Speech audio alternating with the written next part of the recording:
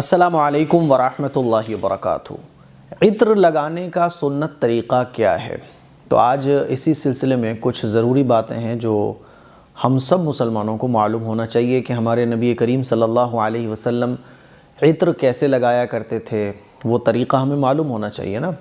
تو سب سے پہلی بات تو یہ سمجھیں کہ خوشبو دو طرح کی ہمیں ملتی ہیں، ایک تو پرفیوم، ایک عطر۔ تو عطر لگانا سنت ہے، پرفیوم بھی آپ لگا سکتے ہیں، پرفیوم لگانے میں بھی کوئی حرج کی بات نہیں ہے، لیکن عطر لگانا سنت ہے۔ اب آپ لوگ کہو گے مفتی صاحب پرفیوم میں تو الکوہل ہوتا ہے، تو پرفیوم میں جو الکوہل استعمال ہوتا ہے وہ ان چیزوں کا استعمال ہوتا ہے جو شریعت میں حرام نہیں ہے۔ شریعت میں 3 چیزوں کے الکوہل حرام ہے، کھجور ہے نا، انگور اور جو۔ ان 3 چیزوں کا جو الکوہل ہوگا وہ حرام ہے۔ تو جو پرفیوم میں الکوہل استعمال کیا جاتا ہے وہ فروٹس وغیرہ کا، فلاورز وغیرہ کا ہوتا ہے، ٹھیک ہے؟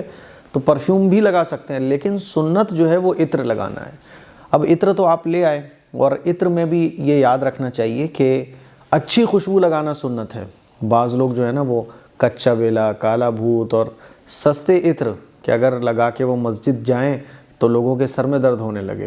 تو اچھا عطر، کیونکہ نبی کریم صلی اللہ علیہ وسلم کے بارے میں آتا ہے کہ حضور علیہ الصلوۃ والسلام عمدہ خوشبو کو پسند فرماتے تھے، بہترین سے بہترین خوشبو۔ تو اسی لیے آپ 10 کے بجائے 1 عطر خریدو، لیکن اچھا خریدو۔ اب عطر کو لگانے کا حضور علیہ الصلوۃ والسلام کا طریقہ کیا تھا؟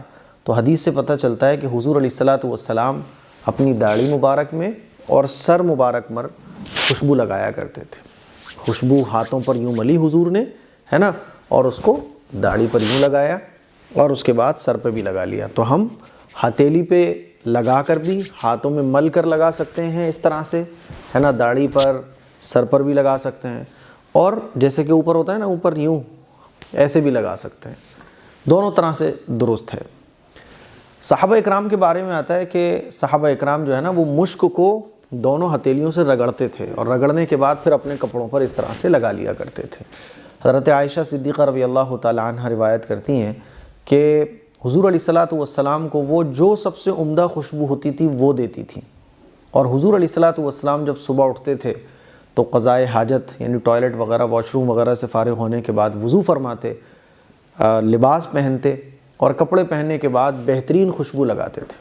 اور اس کو لگانے کا طریقہ وہی تھا کہ ہاتھوں پہ مل کر داڑھی مبارک پر، سر پر اور اپنی دونوں باہوں میں لگا لیا کرتے تھے۔ اسی طرح سے ایک صحابیوں فرماتے ہیں کہ حضور علیہ الصلوۃ والسلام خوشبو کا استعمال خوب فرمایا کرتے تھے۔ بعض دفعہ خوشبو رنگ والی بھی حضور استعمال فرماتے تھے۔ تو خوشبو لگانے کا، عطر لگانے کا کوئی مسنون طریقہ نہیں ہے۔ نارمل جو ہم لگاتے ہیں نا، ایسے یہاں لگایا اس ہتھیلی پر، بعض دفعہ اوپر لگایا ہاتھ کے، اور یوں کر کے ملا اور کپڑوں سے یوں مل لیا، تو نو پرابلم، جیسے آپ کو سہولت ہو ویسے لگاؤ۔ سر پہ بھی لگا سکتے ہو، داڑھی پہ بھی لگا سکتے ہو، نو پرابلم، کوئی حرج کی بات نہیں ہے۔ تو کوئی خاص طریقہ نہیں ہے۔ یہ جو چیزیں بتائی ہیں، جیسے کہ ہم لوگ عطر لگاتے ہیں، یہی وہ طریقہ ہے جو میں نے بتایا، جو حدیث سے ہمیں ملتا ہے۔ اچھا، اب سوال یہ آتا ہے کہ عطر کیا عورتیں بھی لگا سکتی ہیں؟ تو عورتوں کو بھی خوشبو لگانا چاہیے۔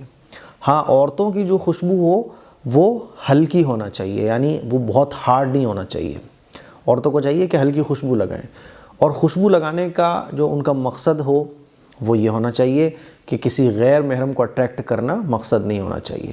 جب آپ خواتین خوشبو لگائیں تو وہ گھر میں غیر محرم کے پاس جانے سے پرہیز کریں۔ غیر محرم کے پاس جانا ہے تو خوشبو لگا کر نہ جائیں۔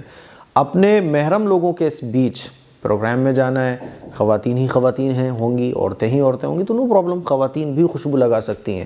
اور جب شوہر بیوی ملاقات کرنے والے ہوں، ملاقات کا مطلب ضروری نہیں ہوتا کہ میاں بیوی والا تعلق قائم ہو، یعنی میاں بیوی جب ساتھ بیٹھیں تو خوشبو خوب لگائیں۔